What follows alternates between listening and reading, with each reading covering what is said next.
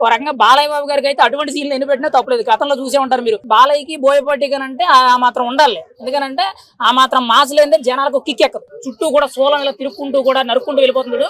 అది మాత్రం highlight scene భయ్య. అసలు నిజంగా ఆ సీన్ చూస్తుంటే బాలయ్యలో ఇంకా క్రేజ్ పెరుగుతుంది అనిపిస్తుంది. బాలయ్య బాబు ఈ వయసులో కూడా అంత ఎనర్జీతో సినిమా చేయడం అనేది ఒక రేంజ్ రెస్పాన్స్ అవుతుంది. ఆ విజువల్ లో ఆయన ఫైట్ చేసి నడుచుకుంటూ వస్తుంటే ఆ మనుషుల్ని ఇలా తిరగబెట్టడం ఒకటి, చుట్టూ కూడా సోలం ఇలా తిరుక్కుంటూ కూడా నరుక్కుంటూ వెళ్ళిపోతున్నాడు.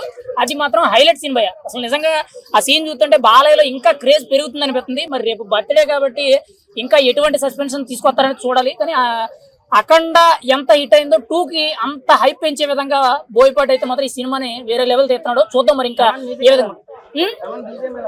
తమన్ బీజిఎం అంటే ఇంక చెప్పుకోని అవసరం లేదు కదా. తమిళ్లో అనిరుద్ధ్ ఎలాగో తెలుగులో మనకి ఇక్కడ తమన్ అలాగ అయిపోయాడు. ఎంతసేపు కూడా వాయించడం, బాక్సులు బదలు కొట్టాలి అని చెప్పి ఆల్రెడీ గతంలోనే చెప్పాడు మనకి. మీరు థియేటర్లు తగలబెడతారో బాక్సులే తగలబెడతారో మీ ఇష్టం, నేను కొట్టాల్సింది కొట్టాను, మీరు ఎంజాయ్ చేయండి అని అన్నాడు. ఇప్పుడు అదే విధంగా ఉంది. ఎలా ఉన్నాయి టీజర్ లో షార్ట్స్ ఎలా ఉన్నాయి?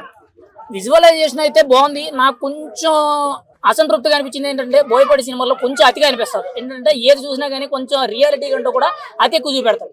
ఇప్పుడు ఆ సోలం అనేది ఇలా తిరుక్కుంటూ వెళ్ళిపోయి నరుక్కుంటూ వెళ్ళిపోతుంది. అది కొంచెం ట్రోల్ అవుద్దే అనిపిస్తుంది. కానీ ఏదేమైనా సరే బాలయ్యకి బోయపాటి అంటే ఆ మాత్రం ఉండాలి. ఎందుకనంటే ఆ మాత్రం మాస్ లేదే జనాలకు కిక్ ఎక్కదు. బాలయ్య సినిమా అంటేనే జై బాలయ్య అని చెప్పి ఒక కిక్ ఎక్కుద్ది. ఇప్పుడు ఇటువంటి సీన్ లేకపోతే బాలయ్య సినిమాలు ఎవరు చూడరు.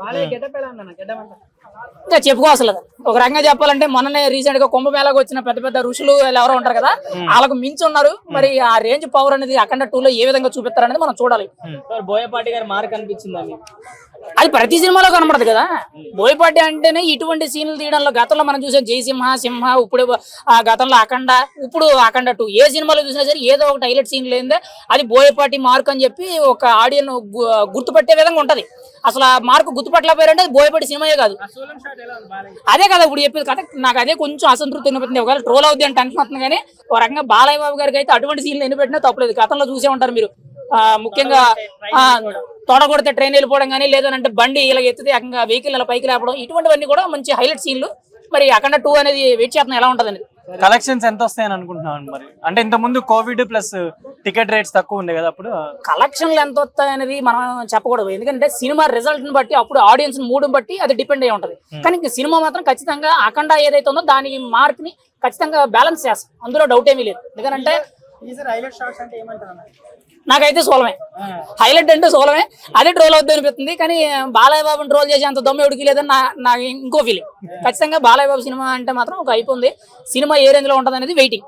అది